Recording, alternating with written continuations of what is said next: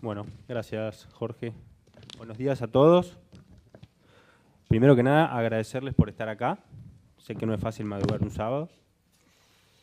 Y simplemente decirles que ustedes no se imaginan la emoción que es para mí estar acá. Pero bueno, capaz que se las puedo transmitir un poquitito mostrándoles lo que voy a presentar. Quería empezar la presentación mostrándoles un poquitito esta pregunta que a mí me viene surgiendo hace algunos años, y que es si el sexto signo vital en oncología es la biología molecular o el estrés emocional. Algunos de ustedes sabrán que en medicina clásicamente los signos vitales son la presión arterial, la frecuencia cardíaca, la frecuencia respiratoria, la temperatura, es decir, son signos que todos buscamos en un paciente. Algunos dicen que en oncología hay que sumar un quinto, no sexto, quinto signo vital, que es el dolor. Es decir, a todo paciente con cáncer le deberíamos preguntar si tiene dolor, porque a veces les duele pero no lo dicen. Y en los últimos años hay un grupo de investigadores, especialistas en biología molecular, que dicen que el sexto signo vital en la oncología es la biología molecular, y otros dicen que es el estrés emocional, aquellos que se dedican a trabajar con la calidad de vida de los pacientes con cáncer, sobre todo a abordar el estrés de los pacientes con cáncer. Y a mí les confieso que es una pregunta que siempre me interesó, porque cuando yo estudiaba en la facultad hace 12 años, teníamos biología molecular como una materia anual, teníamos un profesor que era un fanático, yo me volví un fanático de la biología molecular, y yo decía que iba a hacer oncología porque era el futuro, el futuro de la oncología era la biología molecular. Después me empecé a interesar por esto del estrés emocional, y un poquitito en base a esto ronda la charla. Fíjense hasta qué punto hay un montón de cursos dictados por biólogos moleculares sobre oncología molecular donde dicen que el sexto signo vital es, digamos, la biología molecular, y qué es lo que todo oncólogo debe saber, ¿sí? Es decir, herramientas básicas para diagnóstico y tratamiento en biología molecular. Muchos de ustedes conocerán el famoso libro de Vita, es el libro del que la mayoría de los oncólogos se forman en oncología, y en los últimos años está la versión específicamente de biología molecular, es decir, que claramente es un signo vital en oncología. Ahora, miren hasta qué punto realmente es un signo vital, que si esto es un dibujo de una célula, este es el interior de la célula y esto es el exterior, y esto que ven acá son todas proteínas que hay dentro de la célula, y esta que ven acá, que es la que quiero mostrarles, que se llama RAS, ¿sí? Que es una proteína que se llama KRAS. Cuando un oncólogo se enfrenta a un paciente con cáncer de recto o de intestino, con metástasis, saber si este gen RAS está mutado o no está mutado puede cambiar nuestro tratamiento y puede hacer que un paciente responda o no responda a una droga y que un paciente viva más o no viva más. De modo tal que, por supuesto que esto lo hacen los biólogos moleculares, ¿no? Se imaginarán que no lo hacemos los oncólogos. Así que claramente esto es importante, y fíjense si será importante que esto es un gráfico sobre la sobrevida en cáncer de intestino, como yo les decía, estadio 4, antes de que existiera la quimioterapia. Si se fijan, los pacientes vivían más o menos 6 meses. Y si vamos en la evolución, en la medida en que se van mejorando las drogas de quimioterapia y aparecen estas nuevas drogas llamadas anticuerpos monoclonales, que son estas drogas que yo les decía, que se pueden usar o no en un paciente según si el gen ese KRAS está mutado o no, o sea que fíjense el impacto de la biología molecular, estos pacientes pueden vivir hasta 20 meses hoy en día, fíjense la diferencia. Por otro lado, yo me cuesta imaginarme, les confieso, estos 14 meses que hoy en día vive un paciente que antes no vivía. Fíjense la importancia de la oncología integrativa en general, más allá de mindfulness, más allá de mente-cuerpo, de todas las medicinas complementarias que estamos presentando acá, porque estos pacientes no se van a curar, esto quiero dejarlo claro. 20 meses es el tiempo promedio que van a vivir, mientras tanto van a vivir con un montón de síntomas. Entonces fíjense la importancia del impacto aquí. Ahora, quiero cambiar radicalmente de rumbo y de época. Por ahí no lo ven, porque es un paper muy viejo, año 1971, hace 40 años, exactamente 40 años. El doctor Herbert Benson de la Universidad de Harvard publica este trabajo, que es uno de los primeros trabajos serios, científicos y académicos en una revista seria de medicina, donde habla sobre los efectos biológicos de la meditación. Y como verán acá, en adultos sanos, colocando una cantidad de electrodos para medir actividad cardíaca, frecuencia cardíaca, lo que ven ahí son catéteres venosos y arteriales para medir gases en sangre, consumo de oxígeno, de por sí, imagínense que esto es estresante, ¿no? Queda claro que ese señor está estresado. Entonces, lo que él demuestra, esto muy resumidamente, es que durante la meditación hay un descenso en el consumo de oxígeno tremendamente marcado. Y esto tiene que ver con lo que mostraba Laura, que es uno se relaja, ¿sí? Este es uno de los trabajos que da lugar, entre otros, a que años después, en el año 1979, este señor que se llama Jon Kabat-Zinn, que es quien, como contaba Jorge, estuvo hace 10 años acá mismo en esta sala presentando, fundaba lo que se llama el Center for Mindfulness in Medicine en el Centro Médico de la Universidad de Massachusetts, o también se llamaba Programa de Reducción de Estrés basado en Mindfulness, o en inglés, como está escrito ahí. Lo interesante es que el doctor Kabat-Zinn casualmente es biólogo molecular y se encontraba en la Universidad de Massachusetts en el año 70 y pico estudiando el gen de la distrofia muscular, es decir, algo que no tiene absolutamente nada que ver con el cáncer. Y él meditaba hace muchos años, sabía de los beneficios que tenía la meditación, ya había investigaciones como las que le mostré de Herbert Benson, y literalmente esto está contado por él iba recorriendo el hospital pidiéndole a los médicos que le derivaran a los pacientes con los cuales ya no sabían qué hacer. Es decir, pacientes a los cuales la medicina convencional, mediante drogas, cirugía, etcétera, ya no tenían mucho para ofrecer. Se imaginarán que eran pacientes con enfermedades crónicas, con dolores crónicos, con cáncer, con ansiedad.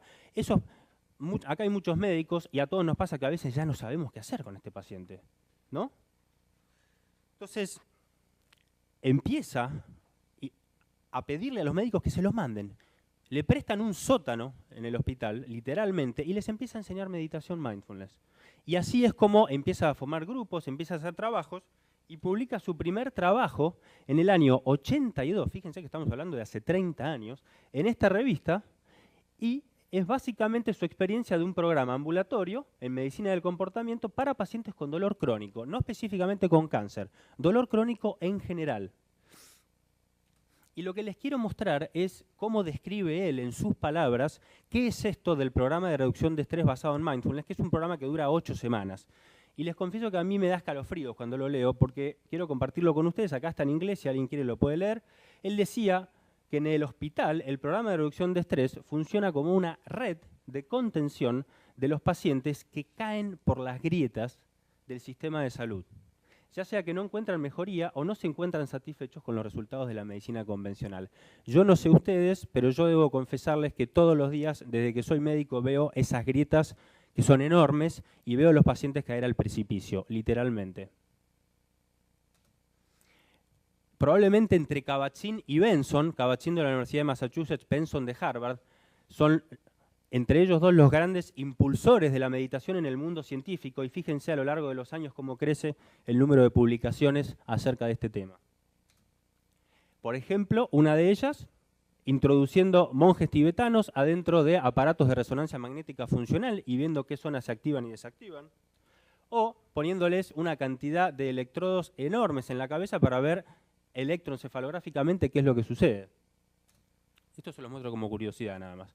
Ahora, volviendo a esto del sexto signo vital, esta doctora que viene acá, Linda Carlson, probablemente la persona que más ha escrito y trabajado específicamente con mindfulness en estrés emocional en pacientes con cáncer, inspirada en los trabajos de Kabat-Zinn, ella hizo los programas con él y se formó con él, desarrolla por primera vez programas de mindfulness específicamente diseñados para pacientes con cáncer, y ella publica en el 2005 este trabajo en el JCO, que es una de las revistas más importantes de oncología, donde ella básicamente plantea que el sexto signo vital en oncología es el estrés emocional, es decir, esto de pesquisar, buscar el estrés emocional en los pacientes y tratar de mejorarlo.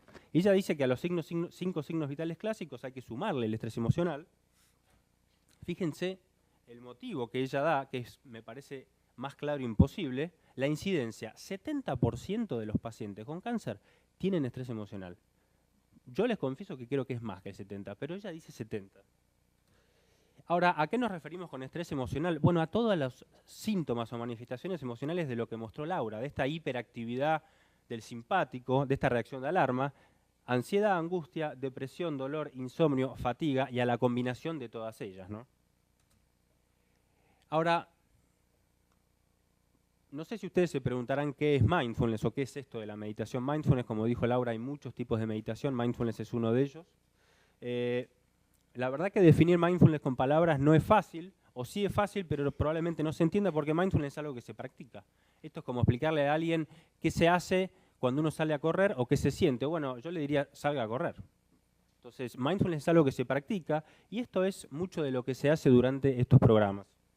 Igualmente les quiero mostrar alguna definición porque por ahí algo nos puede aportar y creo que la definición más concreta es la que el mismo Kabat-Zinn en el año 2008 publica en nada más ni nada menos que la revista JAMA.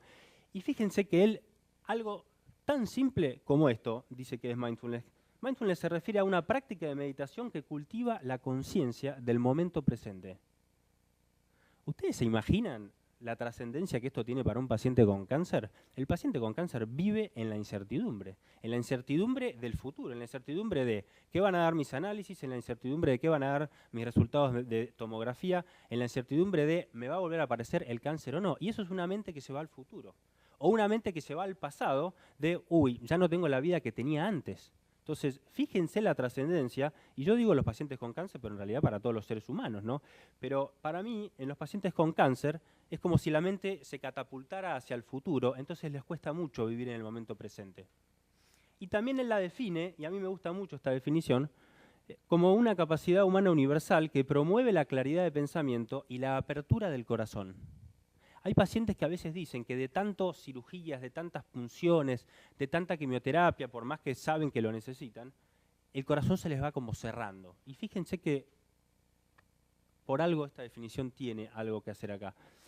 La doctora Carlson, como yo les decía, en el año 2000, la que publicó la editorial en el JCO, publica su primer trabajo, que es un estudio randomizado versus un grupo en lista de espera. Un grupo en lista de espera es un grupo que va a pasar por la intervención, otro que no, pero al grupo que no va a pasar se le ofrece después la intervención, por una cuestión prácticamente ética, ¿no? Y lo que mide es síntomas en el estado de ánimo y síntomas de estrés en pacientes con cáncer. Es un trabajo de 90 pacientes, lo publicó en la revista Psychosomatic Medicine. Cáncer de mama, ovario, próstata, etcétera. Los pacientes tenían de 25 a 75 años, estadios 1 a 4, principalmente estadios 2, es decir, son estadios locales, potencialmente curables, y los randomizó a grupo intervención. El grupo intervención era el grupo que pasaba por el programa de, en este caso, 7 semanas, no 8 semanas, y el otro grupo, que es el grupo en lista de espera.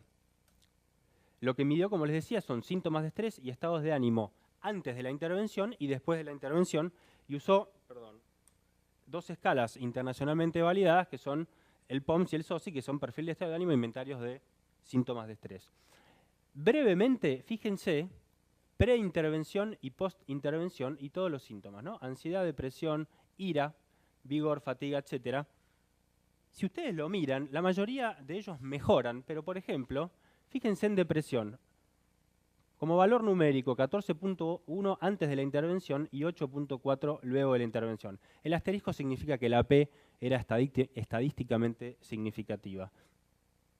Es interesante que ella, un año después, en la revista Supportive Care in Cancer, publica el seguimiento a 6 meses. Es decir, a estos mismos pacientes los evalúa para ver qué pasaba 6 meses después. Y yo creo que lo más interesante de esto, que Laura lo mencionó mucho, es que a los pacientes les tenemos que ofrecer herramientas que se puedan llevar a su casa y que las puedan seguir haciendo en su casa, que puedan practicar algo que puedan hacer para sentirse mejor. Una de ellas es, por ejemplo, la meditación mediante CDs, algo que es muy simple. Entonces los pacientes seguían practicando 6 meses después y los volvían a evaluar. De más está decir que algunos pacientes practicaban mucho, otros poco, y esto obviamente influía en los resultados. Si se fijan, volvemos a preintervención, postintervención y seguimiento a 6 meses. Lo siguen, por ejemplo, ansiedad, y fíjense cómo los beneficios, si lo miran a 6 meses, se mantienen. Por supuesto que esto tiene relación con si practicaban o no practicaban la meditación. Yo obtengo beneficios si hago ejercicio, si no lo hago, no lo obtengo. Y este es uno de los otros trabajos que ella publica, muy interesante, donde ya en el año 2003, en pacientes con cáncer de mama y de próstata, lo que quiere medir específicamente es parámetros biológicos y sobre todo de interleuquinas. Y lo que ve, fíjense, es que en estos pacientes hay disminución en los niveles de interferón gamma. En general, en los pacientes con cáncer con depresión, los niveles de interferón gamma se ven aumentados. Disminución en la producción de interleuquina 10, la cual también se ve aumentada en pacientes con cáncer. Curiosidad, los inhibidores selectivos de la recaptación de serotonina disminuyen los niveles de interleuquina 10. Y se triplicaron los niveles de interleuquina 4, lo cual tiene relación con la mejoría en los síntomas de estrés. Ahora, ¿cuáles son las conclusiones? Bueno, la verdad es que las guías de práctica clínica del SIO, de la Sociedad de Oncología Integrativa, emite las conclusiones de una manera mucho más concreta y sintética de lo que podría hacerlo yo. Y fíjense lo que ellos dicen acerca de la medicina mente-cuerpo en general. Esto que les muestro no es específicamente de mindfulness, sino la medicina mente-cuerpo en general. Dicen que las modalidades mente-cuerpo se recomiendan como parte de un abordaje multidisciplinario para reducir la ansiedad, la alteración del ánimo, el dolor crónico y para mejorar la calidad de vida. Y esto tiene un grado de recomendación 1B. ¿Qué significa esto? Fíjense. Esto significa que es una recomendación fuerte, es decir, no es una recomendación leve o más o menos, es fuerte, ¿sí? La evidencia es de moderada calidad, los beneficios son claramente mayores que los riesgos, y estos estudios son randomizados, controlados, pero con algunas limitaciones importantes, como el trabajo que yo les mostré de la doctora Carlson, por ejemplo, o evidencias excepcionalmente fuertes de estudios observacionales, que son estudios de menor impacto, pero que también tienen su peso. Como dijo Laura, la forma de meditación más estudiada en oncología es mindfulness. 10 segundos de nuestra experiencia en Argentina, simplemente contarles que desde el 2000 hasta la actualidad hacemos programas abiertos a pacientes con diversas patologías. Recién desde el año 2000 hacemos programitas cortos específicamente para pacientes con cáncer. No hemos hecho estudios serios y con metodología científica, pero simplemente contarles que cuanto más una persona está estresada y cuanto más una persona está sufriendo, más se beneficia de este tipo de programas. Y yo creo que en ese sentido, por eso lo que uno ve es que los pacientes con cáncer refieren mucho más beneficio en todos los síntomas que una persona con hipertensión, inclusive con enfermedad cardiovascular, o una persona que está estresada por el trabajo, por ejemplo. Así que realmente creo que son intervenciones poco costosas y muy prácticas. Muchísimas gracias a todos.